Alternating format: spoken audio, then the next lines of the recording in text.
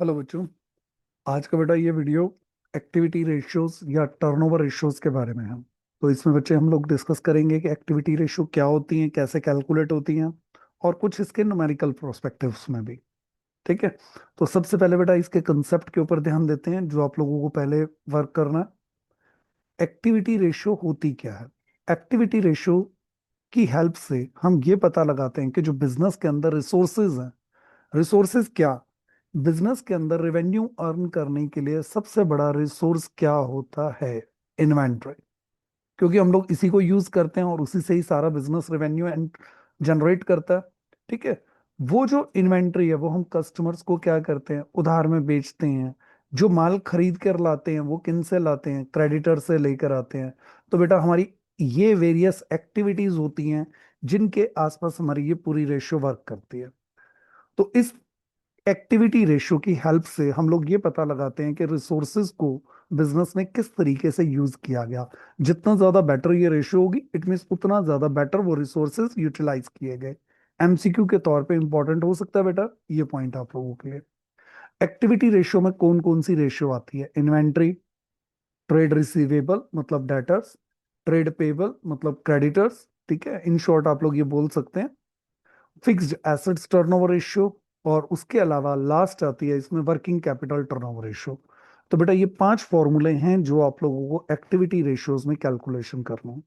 Direct अगर आप इन फॉर्मूलों को लर्न करने के लिए जाएंगे तो बेटा फॉर्मूला लर्न हो जाएगा, लेकिन एग्जाम में जो क्वेश्चन होता है ना वो एज इट इज फॉर्मूले में पुट करके कैलकुलेट करने का नहीं होता। वो कुछ न कुछ वहां पर कुछ ट्विस्ट देता है। तो उस चीज को समझना है तो हमें पहले कुछ बेसिक कंसेप्ट को क्लियर कर लेना चाहिए, सो दैट कि जब हम लोग फॉर्मूला करें तो हमें आसानी से ये पॉइंट्स क्लियर हो। ठीक है। तो सिंपल सी कुछ बातें हैं बेटा। अगर बेसिक कंसेप्ट्स के बारे में बात करूं तो बिल्कुल बेसिक से रिलेटेड ही बात करूंगा मैं। इसमें आपको कोई ज्यादा कंफ्यूज होने की नीड नहीं है, लेकिन आपको इसको पुट करना, इसको यूज करना क्वेश्चंस में आना चाहिए। जैसे कॉस्ट में प्रॉफिट ऐड करते हैं तो क्या होती है भाई? Sale value. एक जनरल पॉइंट है भाई, किसी भी चीज की वैल्यू के अंदर, कॉस्ट के अंदर अगर आप प्रॉफिट जोड़ोगे तो इट मीन्स वो क्या पता लगेगा कि उसको कितने में बेचना चाहिए, रेवेन्यू। अब यहां पर जब हम लोग अपने इस चैप्टर के रेफरेंस में बात करते हैं तो बेटा ये कुछ वर्ड्स चेंज कर दिए जाते हैं। कॉस्ट को हम लोग पॉइंट आउट करते हैं cost of revenue from operation. Profit की जगह बेटा हम लोग जो वर्ड यूज करेंगे वो है ग्रॉस प्रॉफिट, ये वर्ड। और सेल्स वैल्यू को हम सेल्स वैल्यू यूज नहीं करते, हम इसकी जगह वर्ड्स क्या यूज करते हैं? Revenue from operation. तो आप लोग ये समझ सकते हो कि जो आप अपनी छोटी क्लासेस में पढ़ते हैं कि कॉस्ट में प्रॉफिट जोड़ दो तो सेल वैल्यू, वही हम लोगों ने यहाँ क्या कर दिया? Cost of revenue from operation plus gross profit equals to revenue from operation. तो बेटा ये हमारा फॉर्मूला है और ये बहुत ज्यादा एक्सेस में यूज होगा। ठीक है। तो अब बच्चों को ये प्रॉब्लम आता है कि सर ये cost of revenue from operation क्या होता है, हमें ये भी नहीं पता। तो बेटा कॉस्ट एक सिंपल कंसेप्ट है कि किसी भी प्रोडक्ट को बनाने में रीयूज होने वाले जो रिसोर्सेज हैं उनकी वैल्यू को अगर हम लोग इकट्ठा कर दें तो वो हमारी होती है cost of revenue from operation. ठीक है। तो cost of revenue from operation plus gross profit equals to revenue from operation. थोड़ा सा फॉर्मूला शिफ्ट भी कर दिया जाता है कई बार कैलकुलेशंस को पूरा करने के लिए। तो अगर इक्वल टू से इधर अगर मैं किसी भी चीज को शिफ्ट करूंगा, ये देखिए, आई थिंक ये चीज क्लियर कि अगर cost of revenue from operation calculate करना है तो रेवेन्यू फ्रॉम ऑपरेशन में ग्रॉस प्रॉफिट को माइनस कर दो। एक बार फिर देख लीजिए बेटा, प्लस ग्रॉस प्रॉफिट तो इक्वल टू रेवेन्यू होता है। ग्रॉस प्रॉफिट को इक्वल टू से उधर शिफ्ट करेंगे तो बेटा ये इक्वल टू से उधर जाकर प्लस वाला साइन माइनस में कन्वर्ट हो जाएगा और हमारा फॉर्मूला बन जाएगा cost of revenue from operation is equal to revenue from operation minus gross profit. ठीक है। तो ये हमारा एक फॉर्मूला होता है। इसके अलावा बच्चे कुछ ये प्रैक्टिकली पॉइंट्स के रिलेशन में भी आप कुछ बातें ध्यान रख सकते हैं जो कि आपके बहुत काम आएंगी आपकी आगे की हर रेशियो में भी। एक स्वीट्स के बारे में आप लोगों को यहाँ स्क्रीन पे शो किया गया, भाई ये काजू कतली बनाई जा रही है तो ये मोस्टली सभी बच्चों की फेवरेट होती है। तो इसकी मैन्युफैक्चरिंग के रिगार्डिंग क्या क्या प्रोसेस होता है, थोड़ा सा इस चीज के बारे में देखते हैं और हमारा फॉर्मूला भी कवर अप हो जाएगा। तो अगर हमें काजू कतली बनानी है बेटा, सबसे पहले हमने ये चेक किया कि हमारे पास काजू पड़े हुए हैं कितने, 2 kg हमारे पास ओपनिंग स्टॉक पड़ा हुआ है। ठीक है। ये हमने रखा है, ओपनिंग स्टॉक हमारे पास है 2 kg काजू का। एक पर्टिकुलर जगह का नाम है बेटा, जहाजगढ़ है झज्जर में। अब हमें क्या चाहिए, इतना कम काजू से तो काजू कतली बनेगी नहीं। तो हम लोग इस जगह पर गए और हमने यहाँ से क्या किया, ये कुछ काजू परचेज किया। ठीक है, ये काजू हमने परचेज किया तो इट मीन्स ये 4 किलोग्राम हमने परचेज कर लिया। तो एट प्रेजेंट हमारे पास 2 किलोग्राम पहले से काजू रखे थे, 4 किलोग्राम हमने और परचेज किए, तो हमारे पास टोटल काजू कितना हो चुका है, 6 किलोग्राम। करेक्ट। फिर कैलिफोर्निया गए, क्योंकि काजू की कुछ सुपीरियर क्वालिटी चाहिए थी। वहां पर जाने के लिए हमने क्या किया, ये फ्लाइट की बुकिंग करी, काजू परचेज किए, और काजू परचेज करके ये भी हम अपनी मैन्युफैक्चरिंग करने के लिए ले आए। तो कुल मिलाकर हमने 8 किलोग्राम काजू ये भी परचेज कर लिया। ठीक है। थोड़ा सा बेटा इस पिक्चर को ध्यान रखिएगा कि किस किस तरीके से आपने ये पॉइंट्स ऐड किए हैं। तो हमारे पास एट प्रेजेंट टोटल काजू कितना हो चुका है, 14 kg। am I right? ठीक है। 1 किलोग्राम हमारे पास बचा हुआ है। तो कुल मिलाकर जब मैंने काजू कतली बनानी शुरू करी, 2 किलोग्राम था, 4 किलोग्राम परचेज किया, 8 किलोग्राम और परचेज किया, तो टोटल हो गया बेटा 14 kg। जब मैंने पूरी काजू कतली की मैन्युफैक्चरिंग कर ली, तो मैंने ये देखा कि 1 किलोग्राम स्टॉक मेरा बचा पड़ा। तो इट मीन्स 14 में से 1 kg अगर बचा हुआ स्टॉक पड़ा, इट मीन्स क्या हुआ, 13 kg मैंने क्या कर दिया, consume. How much raw material consume, answer है 13 kg।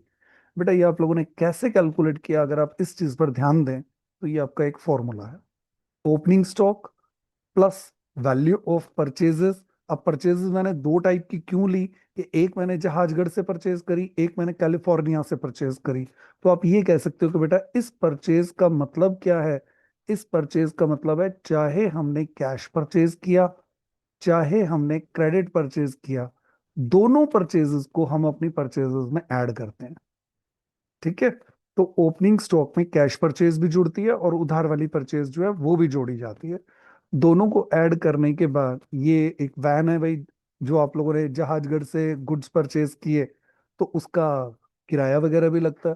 तो इट मीन्स अगर हम मैन्युफैक्चरिंग कर रहे हैं काजू कतली की, तो हमारा सिर्फ रॉ मटेरियल कंज्यूम नहीं हो रहा, उसके लिए हमें क्या करना पड़ा, उस वैन का, डिलीवरी वैन का जिससे हमने गुड्स परचेज किए, यानी कि कैरेज इनवर्ड, उसका एक्सपेंस, ये भी कैरेज इनवर्ड है। ये जो फ्लाइट थी, जो कैलिफोर्निया से गुड्स आए, तो उनका भी तो एक्सपेंस हुआ। तो इट मींस प्लस कर देंगे कैरेज पेड फॉर गुड्स। तो इसका नाम क्या होता है बच्चे, कैरेज इनवर्ड्स। ठीक है। इसके बाद आप देख रहे होंगे कि ये वो गोडाउन है, ये वो हमारी फैक्ट्री है, सॉरी। तो इस फैक्ट्री के अंदर क्या हो रहा है, मैन्युफैक्चरिंग का काम चल रहा है, काजू कतली बनाई जा रही है, ये सब हमारे वर्कर्स हैं। तो इन वर्कर्स को हम लोग क्या करेंगे, वेजेस पे करेंगे। ठीक है। वर्कर्स को सैलरी देंगे, प्लस जो ये हमारे डिपार्टमेंट के बारे में आपने देखा, वहाँ की रेंट वगैरह भी है, उसकी लाइटनिंग वगैरह का खर्चा भी है। तो ये सारी चीजें अगर मैं ऐड करता हूँ, तो मेरे पास क्या निकल आएगी, कि काजू कतली बनाने की हमारी कॉस्ट क्या है। तो अगर आप एक फॉर्मूले के तौर पे कहें, तो बेटा ये स्क्रीन पर जो आपको दिखाई दे रहा है, ये आपका फॉर्मूला है। ठीक है। अगर आप ये सारे टर्म्स को प्लस कर देते हैं, तो इट मींस ये आपके पास कैलकुलेट होकर क्या आ जाएगा, आपकी cost of revenue from operation. एक फॉर्मूला अभी आपने पिछले पेज पर देखा, कि रेवेन्यू में से अगर हम ग्रॉस प्रॉफिट लेस कर देंगे तब भी वहीं आएगा, और अगर आप इन सब चीजों को प्लस करेंगे तब भी वहीं आएगा। अब डिपेंड करता है कि एग्जाम में मेरा कौन सा फॉर्मूला यूज होता है बच्चे, वो नहीं कंफर्म होगा, वो आपको स्टेटमेंट पे ध्यान से फोकस करना पड़ेगा। ठीक है। तो cost of raw material consume आपको समझ में आ गया, ये पोर्शन है। कैरेज जो गाड़ी का किराया था, वेजेस वर्कर को बनाने के लिए, और कुछ और अदर डायरेक्ट चार्जेस, यानी कि जहां फैक्ट्री में ये वेजेस काजू कतली बनाई जा रही है, वहां की लाइट वगैरह का एक्सपेंस, ये सब कुछ हमारे लिए क्या है, cost of revenue from operation. Confirm? तो बेटा ध्यान दीजिएगा। अब इसके बाद बेटा हम लोगों ने अपने रेशियो के फॉर्मूलों के ऊपर वर्क करना शुरू कर दिया, कि हमारे कौन कौन से फॉर्मूले हैं। अब आप लोग उस पॉइंट को समझने के बाद पहले बेटा यहां तक का पॉइंट अपना रिवाइज करिएगा, फिर ये रेशियोज करिएगा। Inventory turnover ratio, cost of revenue from operation. अब आप चाहे किसी भी वे में निकालें, चाहे आप फॉर्मूला नंबर 1 यूज करिए या 2 यूज करिए, जैसे भी आप कैलकुलेट करें, उस कॉस्ट ऑफ रेवेन्यू को डिवाइड करना है एवरेज ऑफ इन्वेंट्री। तो आई थिंक अब आपके माइंड में ये आ रहा होगा, एक प्रॉब्लम खत्म हो रही है, दूसरी शुरू हो रही है, एवरेज इन्वेंट्री भी कैलकुलेट करनी पड़ेगी। हाँ जी बेटा, बिल्कुल कैलकुलेट करनी पड़ेगी आपको। तो एवरेज इन्वेंट्री आप कैसे निकालेंगे? ये आपका पुराना formula, opening plus purchase minus closing stock.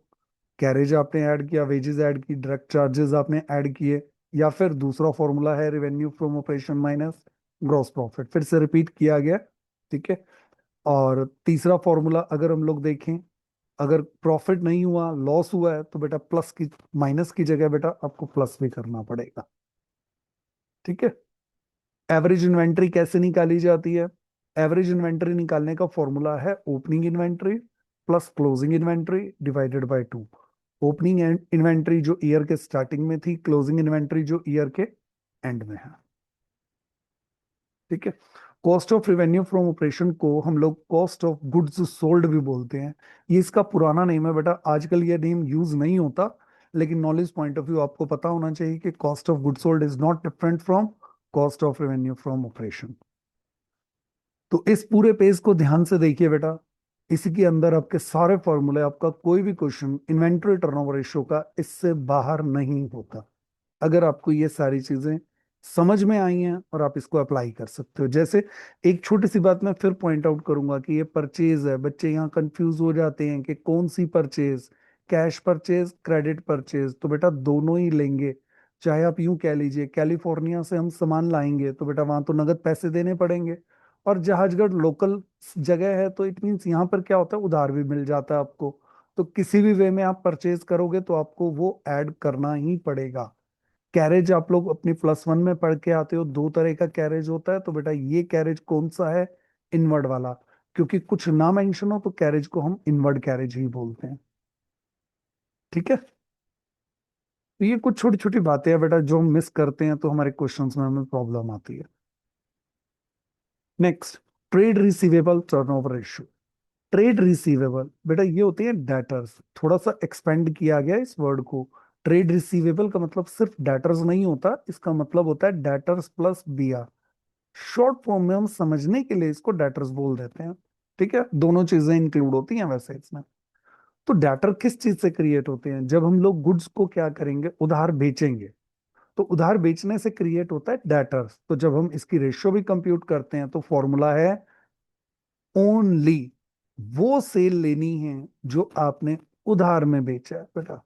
Cash वाली सेल नहीं लेनी, क्योंकि कैश सेल करने पर डेटर्स पे कोई इफेक्ट नहीं पड़ता। या आप इसको दूसरी लैंग्वेज में नाम दें तो और करके हमने एक वर्ड और मेंशन किया, क्रेडिट रेवेन्यू फ्रॉम ऑपरेशन, और डिवाइडेड बाय किससे? Average trade receivable. तो ध्यान दीजिए, एवरेज ट्रेड रिसीवेबल कैसे निकलेगा? Opening trade receivable closing trade receivable divided by 2। बेटा मैं फिर रिपीट कर रहा हूँ, ट्रेड रिसीवेबल का मीनिंग क्या होता है? ट्रेड रिसीवेबल डेटर्स भी होते हैं और बीआर भी होते हैं।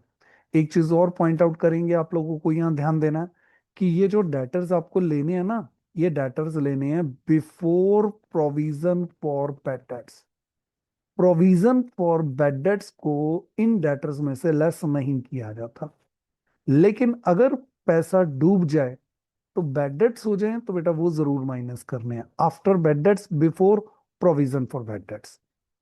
बैड डेट्स का मतलब पैसा डूब चुका है, और प्रोविजन का मतलब एक्सपेक्टेशन है डूबेगा, अभी डूबा नहीं है ना, तो उसको प्रोविजन को लेस करने की नीड नहीं है।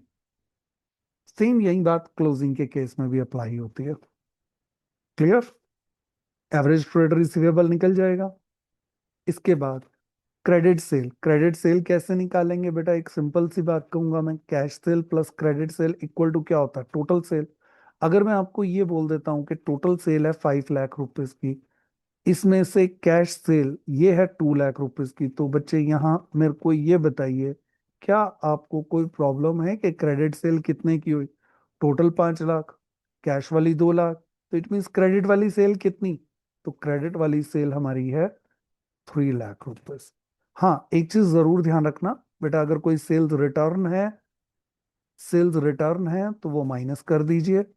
अगर कोई रिटर्न इनवर्ड मेंशन किया गया है तो वो भी तो हमें पता है ना कि उसको भी सेल्स रिटर्न ही तो बोलते हैं, तो वो माइनस कर देंगे। एज्यूम टू बी कि जो भी सेल रिटर्न हुई है वो सारी क्रेडिट वाली ही थी जो रिटर्न हुई है।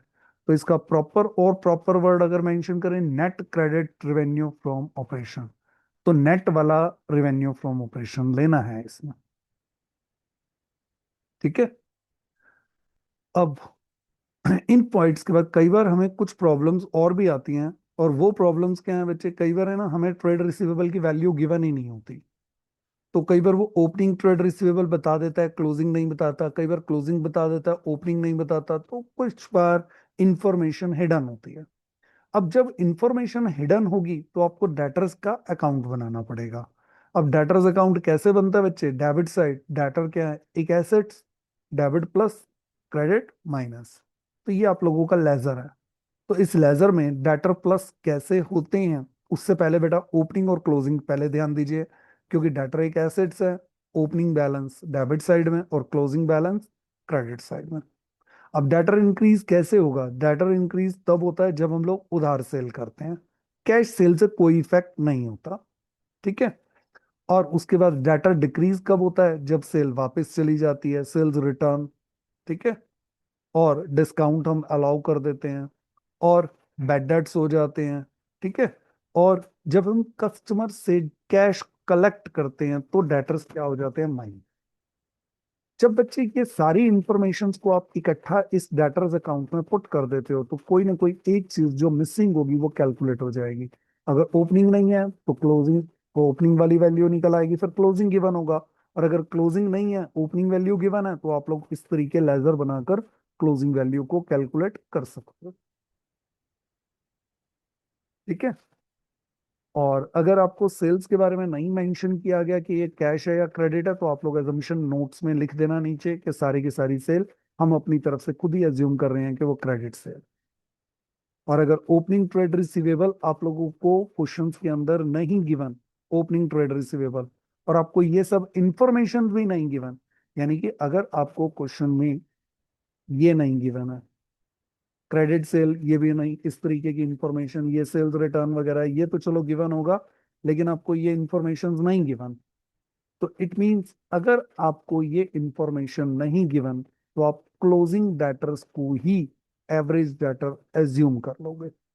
फिर उस वक्त बेटा इसको डिवाइडेड बाय टू नहीं करना। ठीक है। ये तभी पॉसिबल है इस लेजर को बनाना जब हमारे पास ये सब इंफॉर्मेशंस भी अवेलेबल होनी चाहिए। तो ये इंफॉर्मेशन अगर कोई एक आधी इंफॉर्मेशन गायब है तो कोई प्रॉब्लम नहीं होती। लेकिन अगर मैं आपको ये कहूं तो ये मैंडेटरी रहेगा, ये गिवन होना चाहिए क्वेश्चंस में, तभी आप लेजर बनाकर ओपनिंग डेटर्स की वैल्यू निकाल सकते हो। अदरवाइज पॉसिबल नहीं होता बच्चे। ठीक है। क्रेडिट सेल तो आपको गिवन होगी। कंफर्म। चलिए, next trade payable turnover ratio, बिल्कुल सिमिलर पिछले पॉइंट की तरह ही आपका ये पॉइंट। जैसे अगर हम ट्रेड ट्रेड पेबल्स कैलकुलेट करते हैं तो इट मींस किससे बिलोंग करेंगे, जिनसे हम परचेज करते हैं। ठीक है।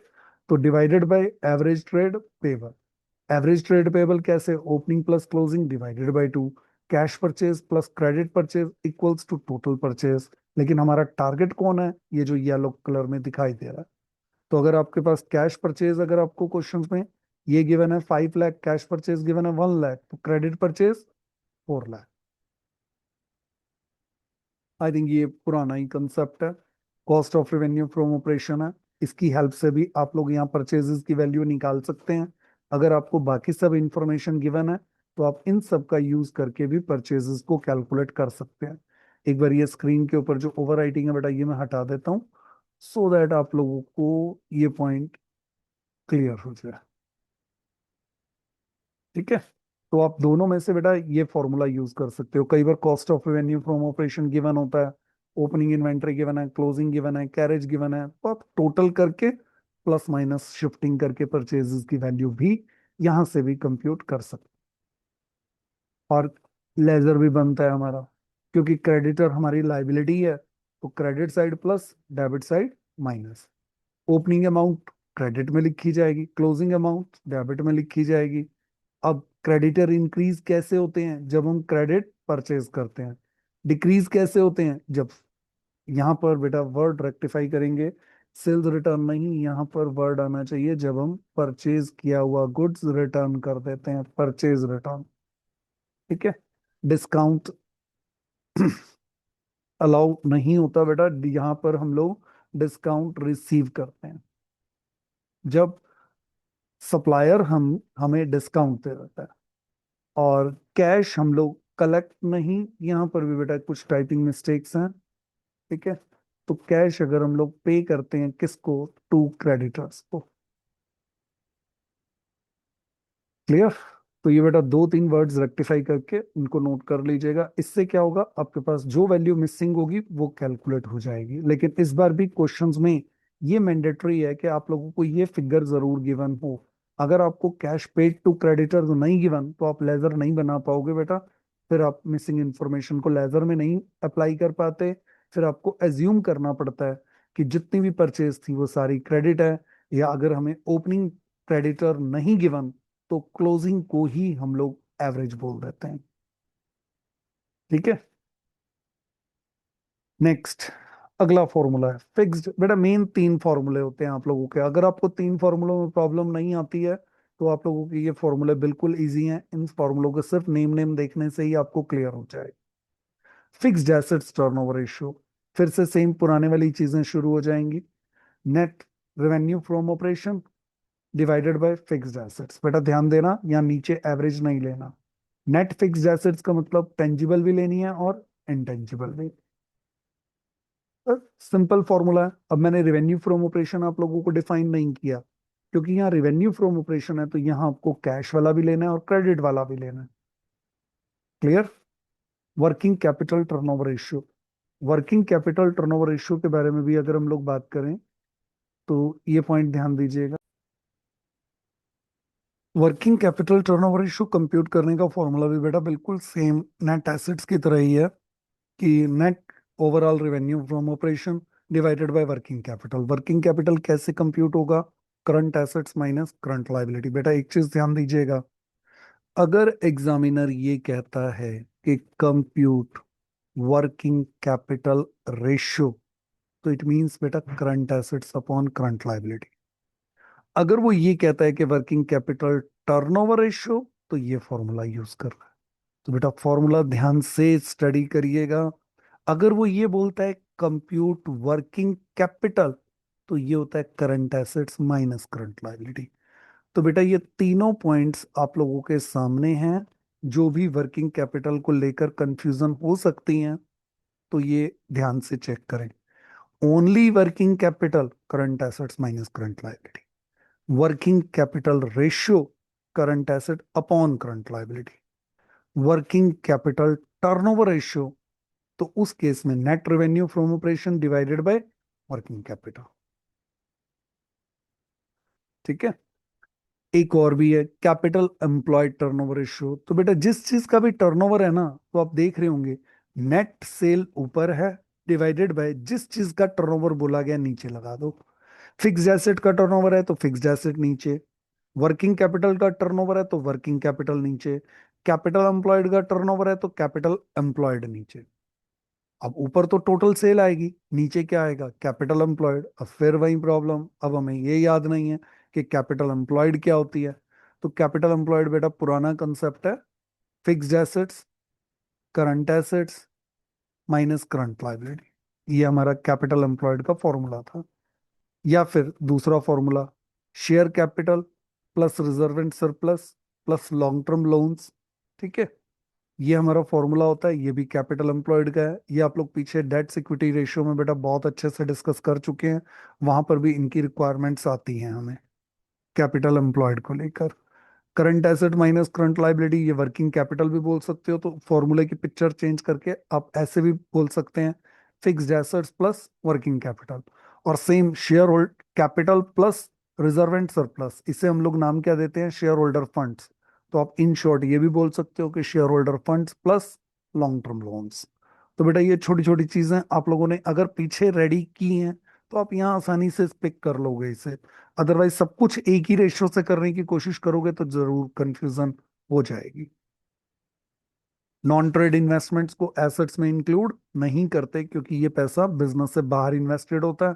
तो नॉन ट्रेड इन्वेस्टमेंट्स को आप कहाँ शो करेंगे बेटा? आप उसको इधर तो काउंट कर नहीं सकते, तो आप उसको क्या करिए, इधर शो कर दीजिए ऐसे कि नॉन ट्रेड इन्वेस्टमेंट्स को कैपिटल एम्प्लॉयड में से माइनस कर लेते हैं लाइबिलिटी साइड से।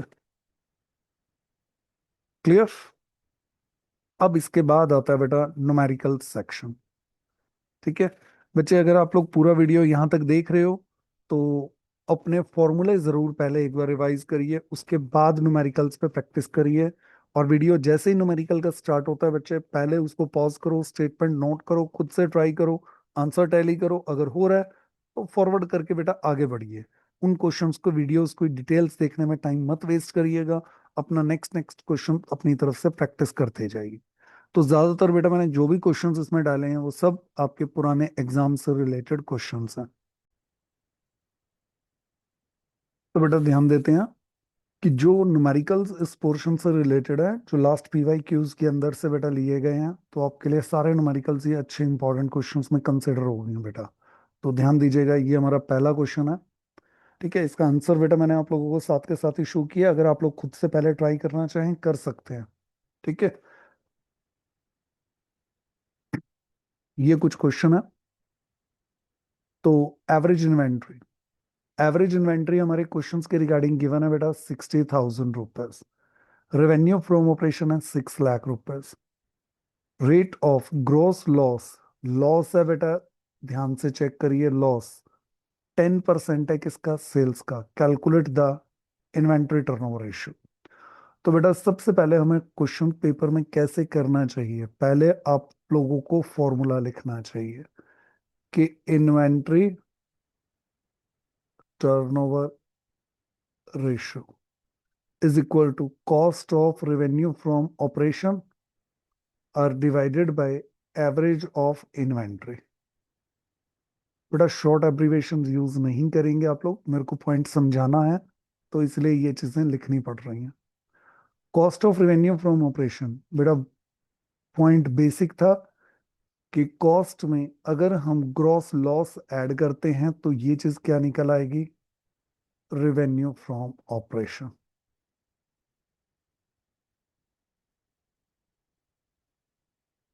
लॉस माइनस करते हैं रेवेन्यू फ्रॉम ऑपरेशन। तो cost of revenue from operation अगर हमें कैलकुलेट करना है तो रेवेन्यू फ्रॉम ऑपरेशन प्लस में ग्रॉस लॉस। ठीक है, तो रेवेन्यू फ्रॉम ऑपरेशन हमारा यहाँ कितना है, ये है 6 लाख रुपीस। और ग्रॉस लॉस 10% है, ग्रॉस लॉस तो 10% किसका, सेल्स का। तो ये हो गया 60,000 रुपीज।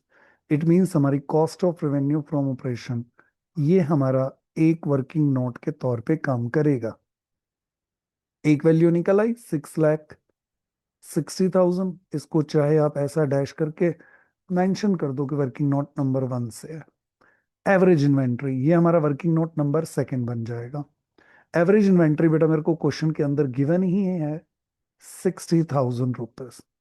तो बेटा आप लोग चेक कर सकते हैं कि ये जैसे ही आप इसको कट करेंगे आपका रिजल्ट निकल आएगा 11 times. That's all, question over. ठीक है, तो बेटा ये आपके एग्जाम के अंदर आया हुआ क्वेश्चन है सीबीएसई के। नेक्स्ट क्वेश्चन नंबर 2 की तरफ ध्यान देते हैं। ये क्वेश्चन भी हमारे पुराना पीवाई क्यू पार्टी है बेटा, इस पर भी ध्यान दीजिए। Statement, rate of gross profit 20% on cost. तो बेटा ये देखो मैं फिर वही चीज लिखूंगा कि कॉस्ट में जब हम प्रॉफिट ऐड करते हैं तो ये हमारी होती है रेवेन्यू। ग्रॉस प्रॉफिट, ये ग्रॉस प्रॉफिट है, ये cost of revenue from operation है, ये सेल है। तो ग्रॉस प्रॉफिट कितना है, किसका परसेंटेज है बेटा, ये वर्ड बहुत इंपॉर्टेंट होता है। कई बार सेल पे लिखा होता है, कई बार कॉस्ट पे है। तो ये कॉस्ट का 20% है, तो ये कॉस्ट 100 है, प्रॉफिट 20, क्योंकि कॉस्ट का 20, इट मींस रेवेन्यू कितनी, 120। लेकिन हमारे क्वेश्चन में तो हमें ग्रोस प्रॉफिट भी गिवन है। इफ ग्रोस प्रॉफिट इज, अगर हमारा ग्रोस प्रॉफिट 4 लाख रुपीज है, तो यहां पर बेटा मेरे को ये इंफॉर्मेशन फाइंड आउट करनी है कि मेरी ये वैल्यूज बाकी की क्या हो सकती हैं। तो यहाँ मैं इक्वेशन बनाने की हेल्प लूंगा कि अगर मेरा ग्रॉस प्रॉफिट कितना है 4 लाख, इट मीन्स ये कौन सी वाली फिगर किस में कन्वर्ट हुई, 20 वाली फिगर 4 लाख में कन्वर्ट हुई ना। तो 4 लाख को 20 वाली फिगर से डिवाइड कर दो। ठीक है। अगर आपको कॉस्ट निकालनी है तो 100 से मल्टीप्लाई कर दो, और अगर आपको रेवेन्यू निकालनी है तो 120 से मल्टीप्लाई कर दो। ठीक है। तो जो भी हमारा कैलकुलेशन क्राइटेरिया होगा, आपको उसी के अकॉर्डिंग मल्टीप्लाई करना है।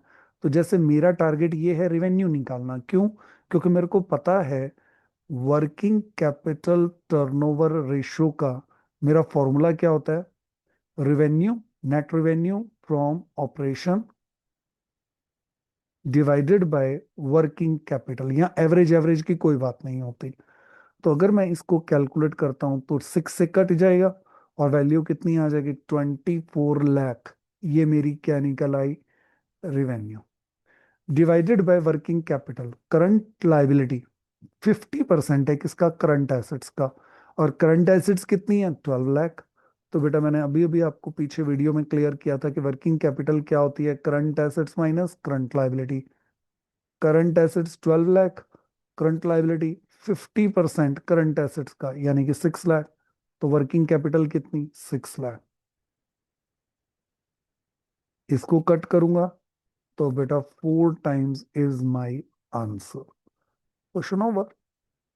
तो बेटा एग्जाम में बहुत सिंपल क्वेश्चंस हैं, आप थोड़ा सा अगर ध्यान से काम करते हो तो बच्चे आप लोगों का बहुत अच्छे वर्क मार्क्स आते हैं बेटा।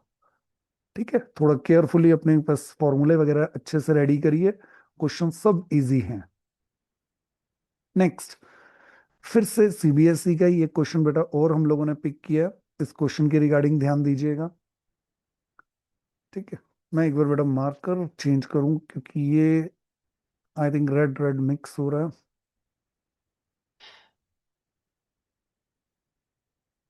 ग्रीन मार्कर यूज करते हैं। ठीक है। तो इस बार बेटा फिर हमें रेवेन्यू गिवन है, इस बार हमें ट्रेड रिसीवेबल टर्नओवर और ट्रेड पेबल टर्नओवर रेशियो निकालनी है। तो यहाँ बच्चे मैं थोड़ा सा स्पेस ये यूज कर रहा हूँ, यहाँ मैं ट्रेड रिसीवेबल का टर्नओवर रेशियो निकाल रहा हूँ, और इधर मैं ट्रेड पेबल का टर्नओवर रेशियो निकाल रहा हूँ। फॉर्मूला, अब रिवेन्यू फ्रॉम ऑपरेशन है 15 लाख। आई थिंक मेरे को कोई इंफॉर्मेशन नहीं गिवन, कैश और credit sale assume to be, पूरी की पूरी सेल क्या है, क्रेडिट। तो क्रेडिट सेल है 15 लाख। ठीक है।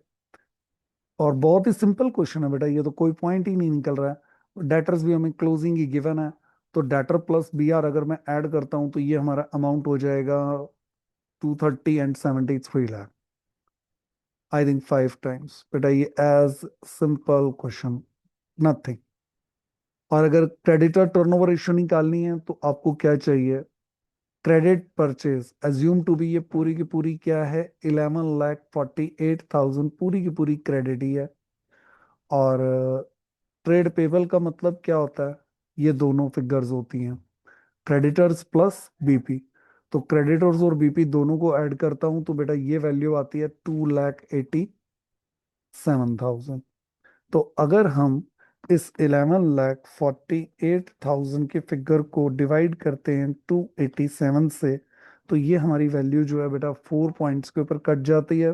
तो 4 पे कट होने के बाद ये जो रिजल्ट है ये हमारा क्या आ गया, 4 टाइम्स। नथिंग बेटा। आप देख सकते हो बेटा एग्जाम पॉइंट ऑफ व्यू कितना सिंपल क्वेश्चन पुटअप किया गया है। लेकिन कई बार बच्चों को यही नहीं बता कि ट्रेड रिसीवेबल क्या और पेबल क्या है, तो आई थिंक उनके लिए भी प्रॉब्लम हो जाएगी ये। तो बेटा एग्जाम बहुत सिंपल है। नेक्स्ट, थोड़ा सा अच्छा क्वेश्चन है ये, ध्यान से देखिएगा। आपको इस बार क्या करना है, आपको इस बार ओपनिंग ट्रेड रिसीवेबल बताने हैं बेटा, और क्लोजिंग ट्रेड रिसीवेबल भी बताने हैं, दोनों ही बताने हैं आपको। तो इस बार रेशियो गिवन है, कोई बात नहीं, अच्छी बात है।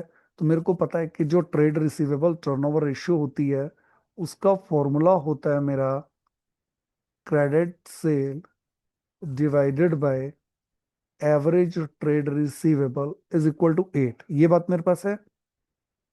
कॉस्ट ऑफ रेवेन्यू है, कॉस्ट है बेटा, रेवेन्यू नहीं है, ये मेरे को क्रेडिट सेल चाहिए। और वो कहता है cost of revenue from operation 2 lakh more then the cash revenue from operation. यहां से भी ध्यान देने वाली बात है। देखो बेटा, कैश सेल, जैसे इस मेरे को इसमें कैश और क्रेडिट वाले वर्ड सुनाई दिए ना, मैंने फॉर्मूला ही लिख डाला कि cash sale plus credit cell ये क्या होती है, टोटल सेल। क्लियर? मेरे को चाहिए क्रेडिट वाली sale. Credit revenue from operation is 2 lakh more than cash revenue. तो अगर कैश रेवेन्यू एक्स है, तो क्रेडिट रेवेन्यू जितनी सेल वो थी वो तो है ही है, प्लस में 2 लाख रुपीज और बढ़कर है। इट मीन्स टोटल जो मेरी सेल हो चुकी है वो है 2 लाख प्लस 2x। ये बात हमें यहां तक की क्लियर होती है। अब वो मेंशन करता है कि जो ग्रोस प्रॉफिट है ना, वो है 20%। तो ग्रोस प्रॉफिट क्या होता है बेटा, मैं फिर वही चीज लिखूंगा। आप नोट कर रहे हैं बेटा, जो कंसेप्ट में बातें लिखी थी ना, वो मेरे को सबसे ज्यादा समझानी पड़ रही हैं अभी भी। Equals to sale. और अगर मैं यहां मेंशन करता हूं, तो मेरे पास कॉस्ट है कितने की, 4 लाख 80। ग्रोस प्रॉफिट रेशियो है 20%। तो बेटा ग्रोस प्रॉफिट रेशियो के लिए जब कुछ ना मेंशन हो ना, तो वो सेल पर होती है। अभी जब पिछला क्वेश्चन था उसमें उसने बोला था कि इसे कॉस्ट पे लो, तो मैंने लिया था। अगर मैं ये लेट करता हूं कि मेरा मेरी सेल जो है वो कितनी है, 100, तो ऑब्वियसली ग्रोस प्रॉफिट कितना है, 20% है। किसका 20%, क्योंकि मेंशन नहीं है, तो सेल का 20। ये मैंने लेट किया, और ये मैंने जब लिखा, तो 20 100 में इधर जाकर प्लस वाला माइनस हो जाएगा। तो इट मीन्स मेरी कॉस्ट कितनी होनी चाहिए, 80 होनी चाहिए। ठीक है बेटा, ये फिगर मैंने लेट की है। ये स्टेटमेंट के अकॉर्डिंग इसका 20%, तो ये बैलेंसिंग फिगर कितना हो गया, 80। अगर मैं अपनी स्टेटमेंट देखता हूं, तो मेरे को तो ये गिवन है ना कि कॉस्ट ऑफ रेवेन्यू तो 480 है। इफ गिवन कॉस्ट इज 480, तो बेटा मैंने अभी अभी आपको यही बात बताई थी कि जो चीज गिवन है, ये गिवन है। इट मींस 80 वाली वैल्यू कितने में कन्वर्ट हो गई, 480 में। डिवाइड कर दो इसको 80 से, मल्टीप्लाई। जो आपको निकालना है, अगर आपको प्रॉफिट निकालना है तो आप 20 से मल्टीप्लाई कर दो, सेल निकालनी है तो 100 से मल्टीप्लाई कर दो। तो बेटा मेरे को ना सेल निकालनी है, तो मैंने 100 से मल्टीप्लाई किया। तो इट मीन्स ये जो मेरी सेल आई, ये कैलकुलेट होकर कितनी निकल आई, 6 लाख रुपीज। क्लियर? तो इट मींस मेरी सेल, टोटल सेल कितनी आ गई, 6 लाख। और ये जो है ये भी तो टोटल सेल ही है। तो इट मींस ये दोनों आपस में क्या है, इक्वल। तो 2 lakh plus 2x equal to किसके, 6 lakh. It means 2x is equal to किसके, 4 lakh. It means x is equal to किसके, 2 लाख। x का मतलब क्या था, कैश सेल। तो क्रेडिट सेल कितने की हो गई, 4 लाख। तो हमारे पास बेटा क्रेडिट सेल आ चुकी है 4 लाख रुपए। एवरेज ट्रेड रिसीवेबल, अब मैं आगे बढ़ता हूं। ओपनिंग ट्रेड रिसीवेबल 1/4 है किसका, क्लोजिंग का। तो बेटा मैं अभी इसको नहीं कर रहा कैलकुलेट, मैं इसको ऐसे ही लिख रहा हूं, एवरेज ट्रेड रिसीवेबल और इक्वल्स टू किसके, 8। तो आप क्रॉस मल्टीप्लाई करके इसको इधर ले जाओ, 8 को नीचे ले आओ। तो आपके पास average trade receivable 4 lakh divided by 8, 4 lakh divided by 8, ये इक्वल टू निकल आए 50,000 रुपए। यहां तक का बच्चे अगर आपको क्वेश्चन क्लियर है, तो मेरे को कुछ पोर्शन स्टेटमेंट के लिए हटाना पड़ेगा आगे सॉल्व करने के लिए। तो आप यहां तक का बेटा चाहे स्क्रीनशॉट ले लें या नोट कर लें। इसके बाद मैं अपना अगला पॉइंट कंटिन्यू कर रहा हूं। एवरेज ट्रेड रिसीवेबल मेरे पास है 50,000 रुपीज। एवरेज ट्रेड रिसीवेबल है 50,000 रुपीज। ठीक है बेटा, तो ये लीजिए, average trade receivable equals to 50,000 rupees. तो एवरेज ट्रेड रिसीवेबल क्या होता है, ओपनिंग ट्रेड रिसीवेबल प्लस में closing trade receivable divided by 2 is equal to 50,000। Opening plus closing trade receivable is equal to 1 lakh. ठीक है, ओपनिंग ट्रेड रिसीवेबल 1/4 है किसका, closing का। ओपनिंग वाले 1/4 है किसका, क्लोजिंग का। तो अगर क्लोजिंग वाले वाई हैं तो ओपनिंग वाले क्या होंगे, इसका 1/4, यानी कि ये इक्वल्स टू किसके हैं, 1 लाख। अब अगर मैं इन दोनों को टोटल करता हूं तो बेटा यहां पर आप लोग फिर से ध्यान देना पड़ेगा, या अगर आप वाई वगैरह लेट नहीं करना चाहते तो आप 100 के बेस पे भी कर सकते हो। ठीक है, दोनों ऑप्शंस होती हैं हमारे पास। ठीक है, ये देखिए मैं आपको 100 वाला ही करके दिखा देता हूँ सो दैट कि आपको ये कैलकुलेशन कंफ्यूजन ना रहे। Opening plus closing equals to total है ये। ठीक है, अब फिर से पढ़िए, ओपनिंग वाले जो हैं वो 1/4 है क्लोजिंग का, तो अगर क्लोजिंग वाले 100 है तो ओपनिंग वाले उसका 1/4 यानी कि 25 इक्वल्स टू कितना, 125। अब आपके पास टोटल वाला तो गिवन है ना, तो ये चीज क्या है, ये गिवन है। इफ गिवन ये कितना है, ये है 1 लाख। तो बेटा फिर वही सेम पॉइंट जो मैंने अभी कैलकुलेशन का बताया था कि जो चीज गिवन है, 1 लाख गिवन है, तो ये वाली वैल्यू किसके लिए स्टैंड करती है, टोटल के लिए। तो जो चीज गिवन है उसी से डिवाइड कर दो। अब आपको क्या निकालना है, अगर ओपनिंग निकालना है तो मल्टीप्लाई 25 से कर दो, और अगर आपको क्लोजिंग निकालना है तो मल्टीप्लाई कर दो 100 से। तो ये इजी हो जाएगा आपके लिए। तो ये 5 से अगर आप करते हैं तो ये 20,000। ये आपके लिए कौन सी वैल्यू निकल आई, ओपनिंग। ओपनिंग निकल आया 25,000। और अगर आप इसको सॉल्व करते हैं, 80,000 आपके लिए क्या निकल आया, क्लोजिंग। ठीक है, क्लियर। ये आई थिंक कैलकुलेशन बच्चे में डिवीजन गलत कर गया हूँ। ये 5 से अगर आप इसको कट करते हैं तो ये वैल्यू आएगी 20,000। ठीक है, अब आप चेक भी कर सकते हो कि ये जो फिगर है देखो इसका 1/4 है ना, तो ये आंसर को बेटा क्रॉस चेक करना फायदेमंद ही रहता है। क्लियर, ये आपका कैलकुलेशन वर्क था। ठीक है, तो अच्छा क्वेश्चन था बेटा, ये पूरा अटेम्प्ट करना चाहिए आपको। नेक्स्ट, अगला है इन्वेंट्री टर्नओवर रेशियो निकालिए। ओपनिंग स्टॉक कितना है, ओपनिंग है 40। वो कहता है कि जो क्लोजिंग है ना वो ओपनिंग वाले से 20 ज्यादा है, यानी कि 60। इट मींस एवरेज कितना निकल आया, 50। इतनी बात तो बेटा मेरे को क्लियर हो गई। क्रेडिट परचेज है कितनी, 2,20,000। रेवेन्यू कितनी है, रेवेन्यू है 4,80,000। ठीक है, आपसे क्या चाहता है, cost of revenue from operation. बेटा अब हमें पहले चाहिए cost of revenue from operation. तो cost of revenue from operation कैसे आएगा, ध्यान देंगे formula, opening stock plus purchase minus closing stock, raw material consume. फिर हमने क्या किया था, कैरेज का खर्चा ऐड किया था। फिर हमने क्या किया था, वर्कर की वेजेस ऐड करी थी। फिर हमने डायरेक्ट चार्जेस ऐड किए थे, और हमारे पास क्या निकली थी, cost of revenue from operation. मेरे पास ओपनिंग है 40। मेरे पास परचेजेस भी हैं कितने की, 2,20,000। मेरे पास क्लोजिंग भी है कितना अमाउंट, वो है 60। ठीक है, और अगर मैं ये सारा प्लस माइनस करता हूं तो 260 माइनस 60 यानी कि 2 लाख। कैरेज की इंफॉर्मेशन नहीं है, जीरो। वेजेस नहीं है गिवन, जीरो। डायरेक्ट चार्जेस नहीं है, zero. It means cost of revenue from operation मेरे पास कितना निकल आया, इक्वल्स टू 2 लाख। तो cost of revenue from operation ये आ चुका है 2 लाख, डिवाइडेड बाय एवरेज मैंने पहले ही लाइन से रेडी कर दिया था, कितना था, 50,000, इक्वल्स टू कितना, 4 टाइम इज आवर आंसर। तो बेटा ये वही मैंने फॉर्मूला यूज किया है कि मैंने को काजू कतली बनानी थी, opening plus purchase minus closing. Carriage लाने का किराया, वेजेस बनाने की कॉस्ट, डायरेक्ट चार्जेस। कुछ अगर नहीं गिवन तो बेटा हम अपनी तरफ से नहीं करेंगे, जीरो पुट अप कर दो।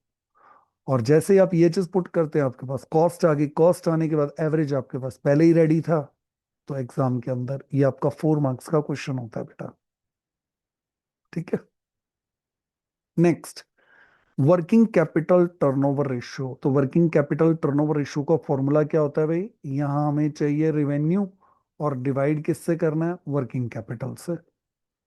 तो यहां मैं अगर अपने क्वेश्चन के रिगार्डिंग टारगेट करूं बेटा, फिर सेम चीज फिर मेरे को रिपीट करनी है। Cost plus profit equal to sale. Gross profit ratio कुछ गिवन नहीं है तो इट मीन सेल पर है ये।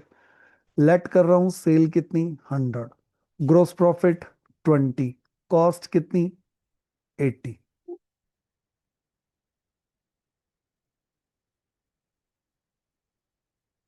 ठीक है,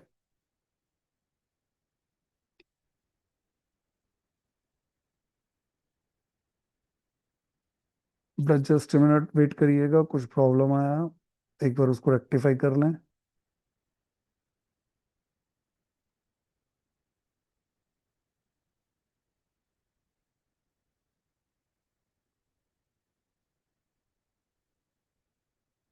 ठीक है, तो बेटा ये क्वेश्चन हम लोग कर रहे थे। इस क्वेश्चन के रिगार्डिंग हम लोग ने फॉर्मूला राइटिंग किया था कि जो वर्किंग कैपिटल हमारा टर्नओवर रेशियो होता है, उसका फॉर्मूला हमारा है नेट रेवेन्यू फ्रॉम ऑपरेशन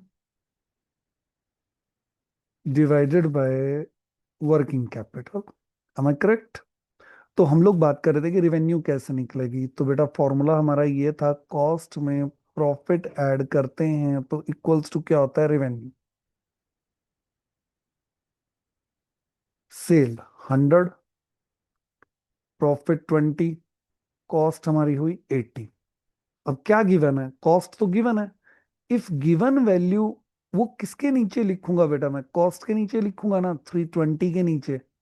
तो मेरे को इनमें से कोई भी चीज फाइंड आउट करनी है, तो आपको बार बार बता रहा हूं बेटा, कॉस्ट के नीचे कॉस्ट गिवन है, इसको क्या करो, 80 से डिवाइड कर दो।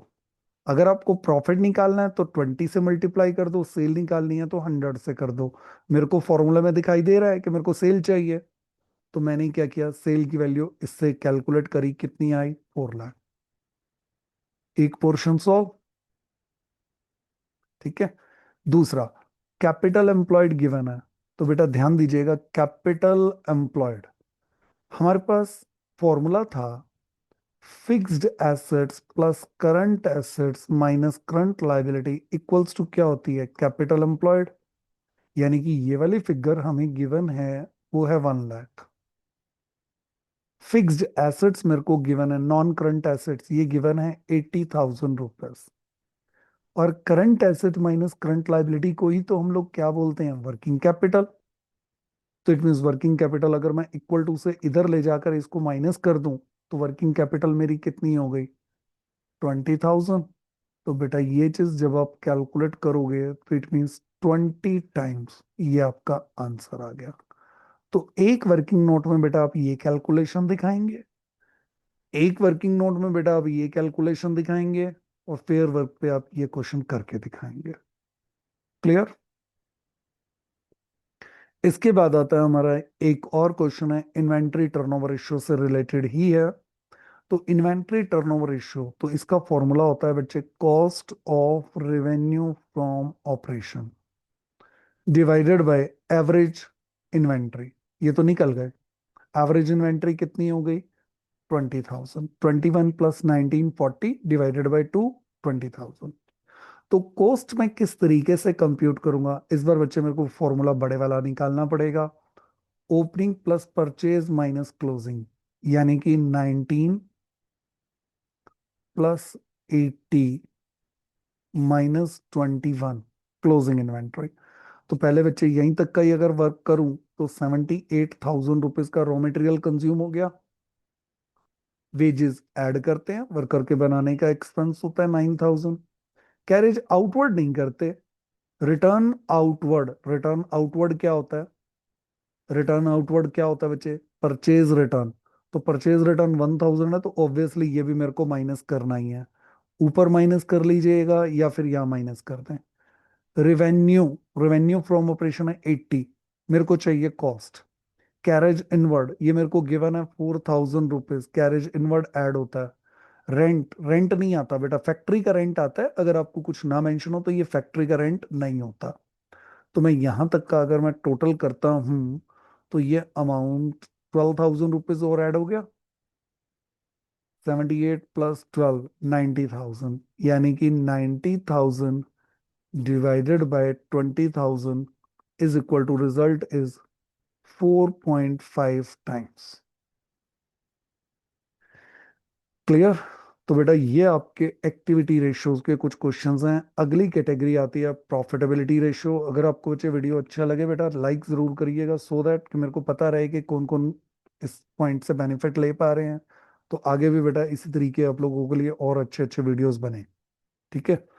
तो प्रॉफिटेबिलिटी रेशियो बेटा जो भी बच्चा करना चाहे वो एक बार कमेंट्स मेंशन कर दीजिएगा कि आपको प्रॉफिटेबिलिटी रेशियो के ऊपर डाउट है, तो आप लोगों को या व्हाट्सएप मैसेज कर दीजिएगा, तो आपको उसका वीडियो भी जल्दी ही अवेलेबल हो जाएगा।